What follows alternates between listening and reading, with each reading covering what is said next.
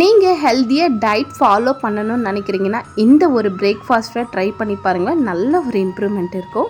இதில் வந்து ப்ரோட்டீனும் ஃபைபரும் அதிகமாகவே இருக்குங்க. இப்போ இந்த பிரேக்ஃபாஸ்ட் எப்படி செய்யுதுன்னு பார்க்கலாமா? அதுக்கு ஃபஸ்ட்டு ஒரு கப் அளவுக்கு சோயா சங்க்ஸ் எடுத்துக்கிட்டு 10 நிமிஷம் வெந்நீரில் ஊற வச்சு எடுத்துக்கலாம். 10 நிமிஷத்துக்கு அப்புறமா இந்த தண்ணியில் நல்லா அழுத்தி விட்டுட்டு இந்த சோயா மட்டும் மிக்ஸி ஜாரில் சேர்த்து பல்ஸ் மோடில் அடித்து எடுத்துக்கலாம். இதில் வெங்காயம், பச்சை மிளகாய், தக்காளி, கேரட்டு, கேபேஜ், கொஞ்சமாக கொத்தமல்லி சேர்த்துக்கலாம். இதில் மிளகாத்தூள், தனியாத்தூள், ஜீரகம் பொடி, மஞ்சள் பொடி, தேவையான அளவு உப்பு சேர்த்துக்கலாம். ஒரு 1/4 கப் அளவுக்கு கடலை மாவு, 2 ஸ்பூன் அளவுக்கு அரிசி மாவு சேர்த்துக்கலாம். கொஞ்சமாக தண்ணி ஊற்றி நல்லா கலந்து விட்டுக்கலாம். அடை மாவு எப்படி கலந்து விட்டுக்கிறோமோ அந்த மாதிரி கலந்து எடுத்துக்கலாம். இப்போ பேனில் கொஞ்சமாக நெய் அப்ளை பண்ணிவிட்டு இந்த மாவு சேர்த்துட்டு அடை மாதிரி தட்டிக்கலாம். இது மேலே கொஞ்சமாக நெய்யோ இல்லை பட்டரோ சேர்த்துட்டு 2 பக்கமாக திருப்பி போட்டு எடுத்துக்கலாம். இது வேக கொஞ்சம் டைம் ஆகும், ஆனால் டேஸ்ட்டு மட்டும் ரொம்பவே சூப்பராக இருக்குங்க. கண்டிப்பாக இந்த ஹெல்த்தியான பிரேக்ஃபாஸ்ட்டை ட்ரை பண்ணி பாருங்கள்.